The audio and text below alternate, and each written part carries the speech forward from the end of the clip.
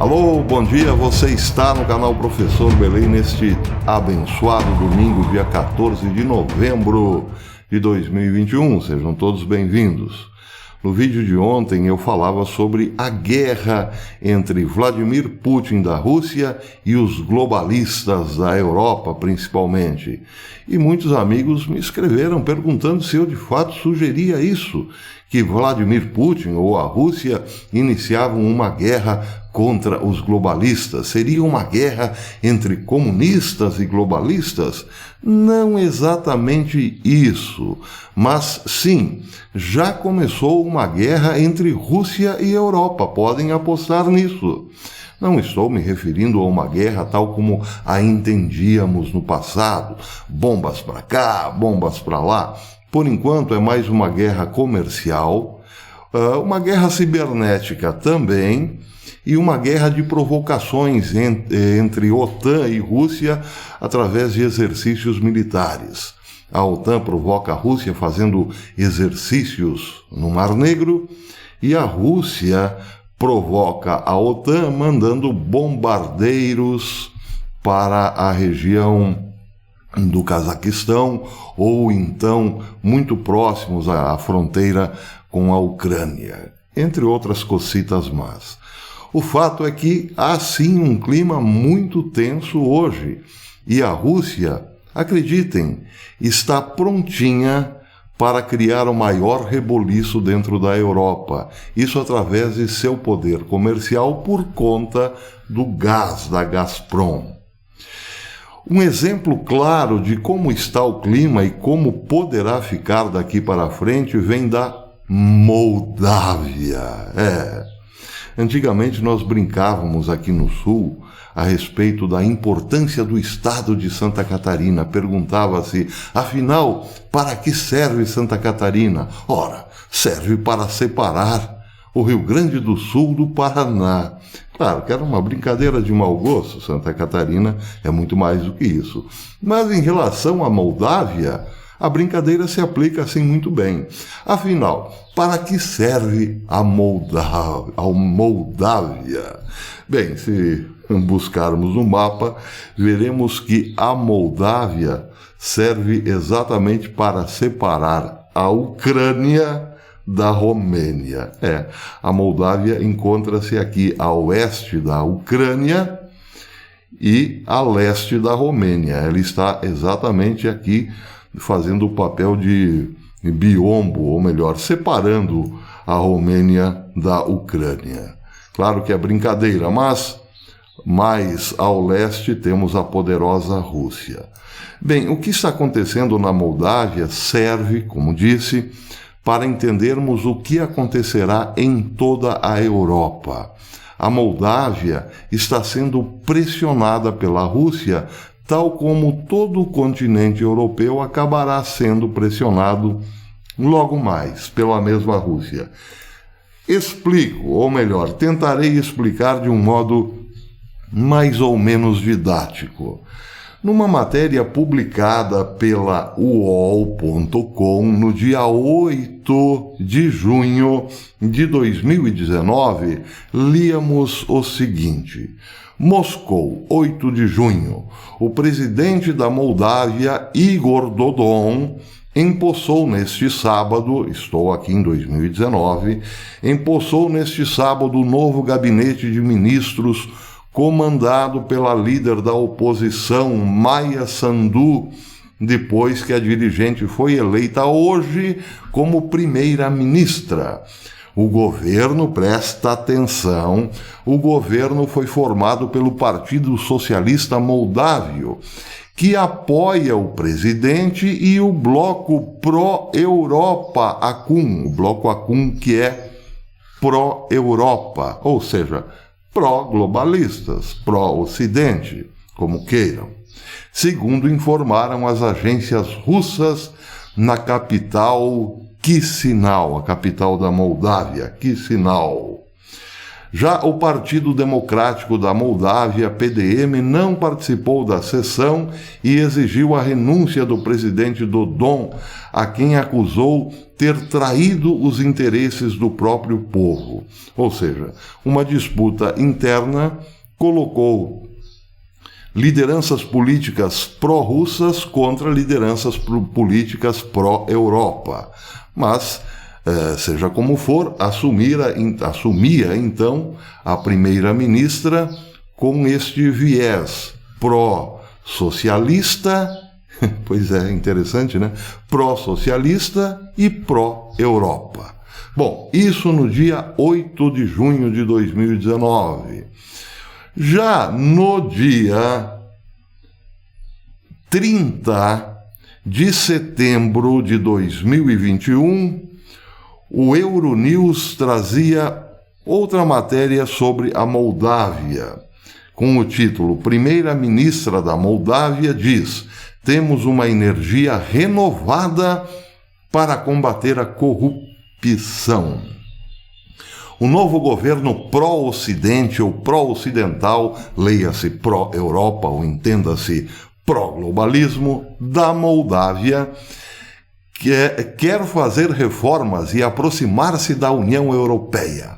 A instabilidade, a corrupção e o aumento da pobreza são alguns dos problemas estruturais da Moldávia. A Euronews falou com Natália Gravilitsa, primeira-ministra da Moldávia. Ela disse: tive o cuidado de escolher Bruxelas como destino de minha primeira viagem ao estrangeiro, o que pode ser visto como uma mensagem.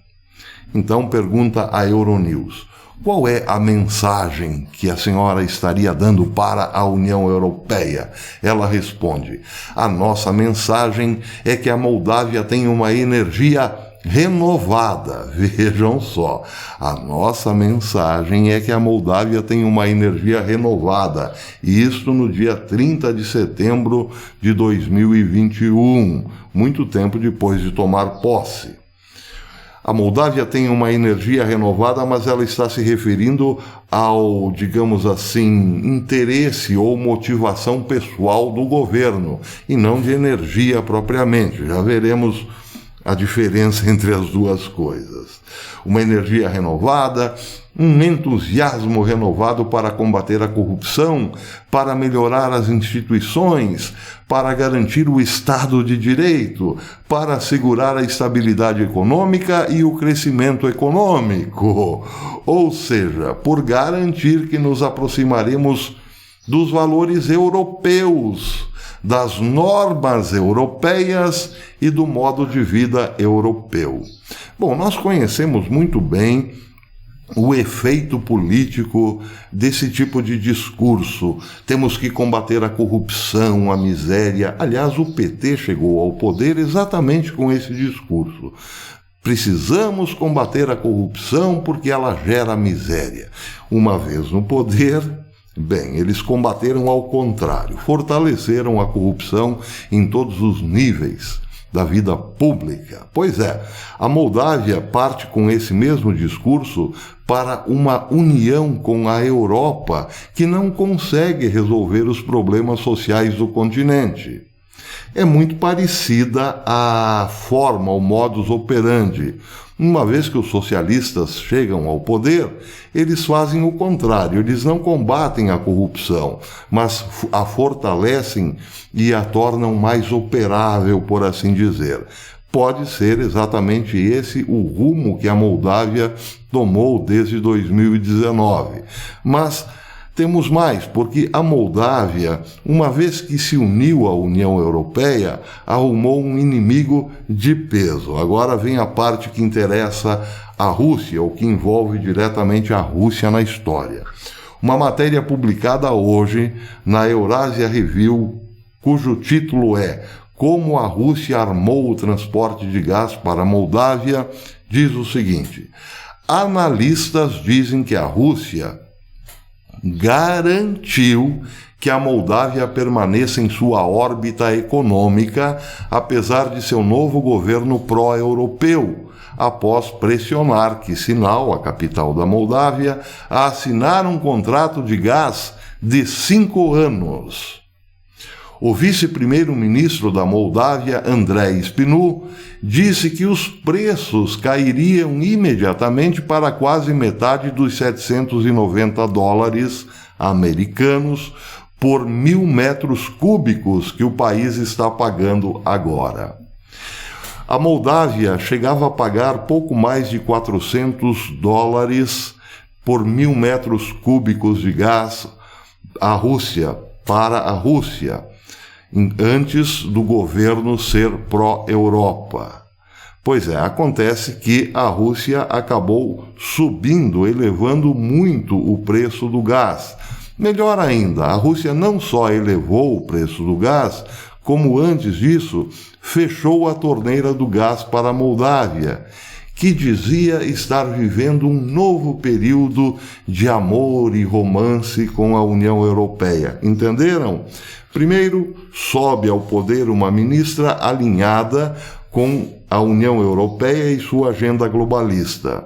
Depois canta de galo dizendo que a Moldávia iniciou uma nova fase na vida, combater a corrupção, encher-se de energia, combater a pobreza, e aí o que acontece? O contrário disso, porque uma vez que a Rússia cortou-lhe o gás, a corrupção certamente aumentou, porque outros negócios precisaram ser feitos imediatamente com países fornecedores de gás a preços estratosféricos, sempre considerando, claro, o molha-mão, a propina, e também aumentou a pobreza. O gás ficou mais caro para o pacato cidadão. É sempre assim que acontece, não é mesmo?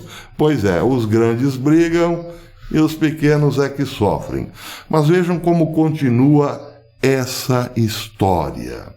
Com base nos preços atuais de mercado, para novembro o preço será em torno de $450 por 1.000 metros cúbicos. E então o preço diminuirá, dependendo do custo do gás nas bolsas de valores, para menos de $400, disse Spinu, que liderou a delegação da Moldávia em 2 rodadas de negociação com os russos em outubro. Durante semanas, a Gazprom, a estatal do gás russo, pressionou Chisinau, a capital da Moldávia, a assinar um novo acordo de longo prazo com base nos atuais preços de mercado de cerca de $1.000 a $1.200 por 1.000 metros cúbicos de gás. O porta-voz da Gazprom, Sergei Kuprianov, anunciou em 23 de outubro que se a Moldávia não pagasse sua dívida de $709 milhões com a empresa, não receberia entregas de gás até 1º de dezembro. A Gazprom entregou apenas 2/3 de suas entregas padrão em outubro, o que forçou a Moldávia a instituir um estado de emergência de 30 dias e comprar gás de mercados internacionais a um preço exorbitante.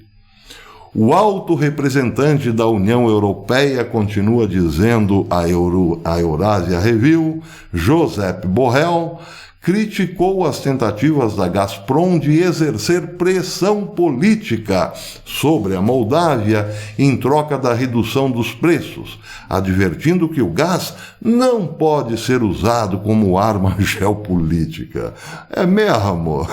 Convença Vladimir Putin de que não pode ser antes de cantar de galinho. Mas, claro, isso é apenas retórica vazia.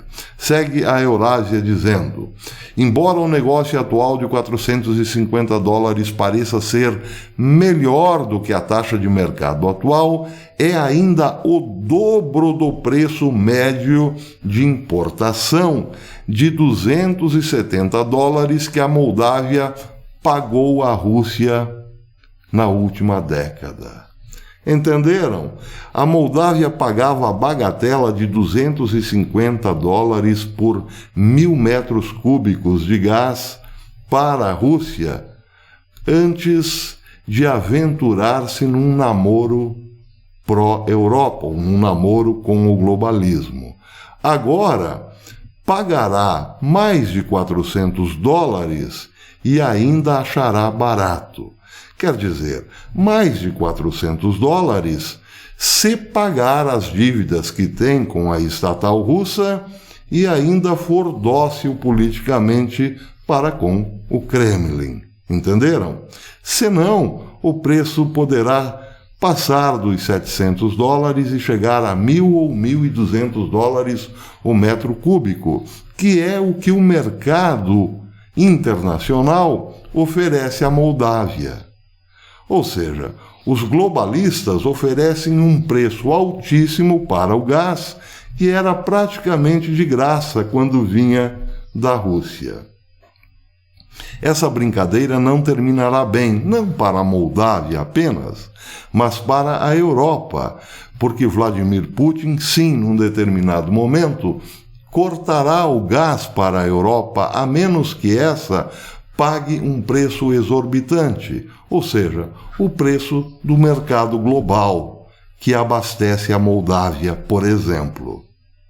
Outra notícia interessante sobre a Rússia diz respeito a uma crítica que Vladimir Putin fez ontem à União Europeia.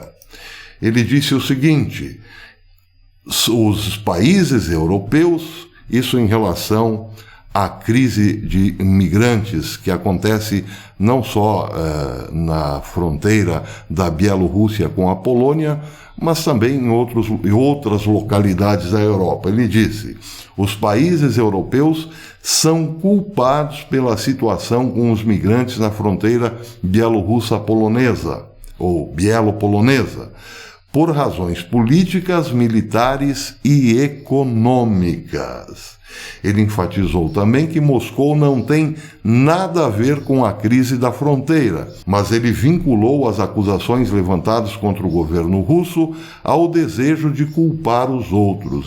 A União Europeia faz as suas cacas e depois tenta culpar os outros. Os outros, no caso, via de regra, a Rússia. Quando ouvimos as declarações ou acusações dirigidas contra nós, quero dizer a todos: cuidem de seus próprios problemas internos, não deleguem seus próprios assuntos a ninguém, que devem ser tratados por suas respectivas instituições, disse o presidente Putin. Está aí, mais uma pitada de pimenta no vatapá. A Rússia, claro, está preocupada, sim, com as consequências de uma crise entre Polônia e Bielorrússia. É claro que, no momento, a Rússia defende com unhas e dentes o seu parceiro Alexander Lukashenko, da Bielorrússia, mas não quer perder a perspectiva de ter novamente um certo controle sobre a Polônia. Daí porque tenta fazer com que parte da política polonesa volte-se novamente às boas com o Kremlin, para que não seja a Polônia um muro intransponível da Rússia em direção à Europa. Claro que não será um muro intransponível, mas é preciso dizer que há aí um problema muito sério para a Rússia. Ela precisa ou dominar para levar adiante os seus interesses, ou dominar totalmente a Polônia, arrasando-a, ou fazer novas amizadinhas por lá, para ter passagem livre em direção à Alemanha. Não pensem que Vladimir Putin não quer dominar a Europa. Quer sim, só que no momento ele ainda tem muitos problemas para chegar até a Alemanha, e entre esses problemas a Polônia. Talvez foi por isso que a Bielorrússia concentrou muitos migrantes na sua fronteira com a Polônia. É preciso no momento, criar um certo atrito para que a Polônia se decida, afinal, de que lado quer ficar logo mais ali na frente, quando as coisas esquentarem e muito. A Polônia é poderosa? Sim, é poderosa. Tem a OTAN, tem a Europa atrás de si, mas, por outro lado, por uma questão de destino, tem alguém também mais poderoso pela frente, ou tão poderoso pela frente, a Rússia. Pois é, a Polônia está literalmente entre a cruz e a espada. Mais tarde eu volto, ou amanhã, com Rússia novamente no radar. A Rússia vai ocupar um bocado dos nossos noticiários aqui para frente, porque as coisas estão só começando e esquentarão muito ainda. Podem apostar. Bom domingo a todos, fiquem com Deus e até depois.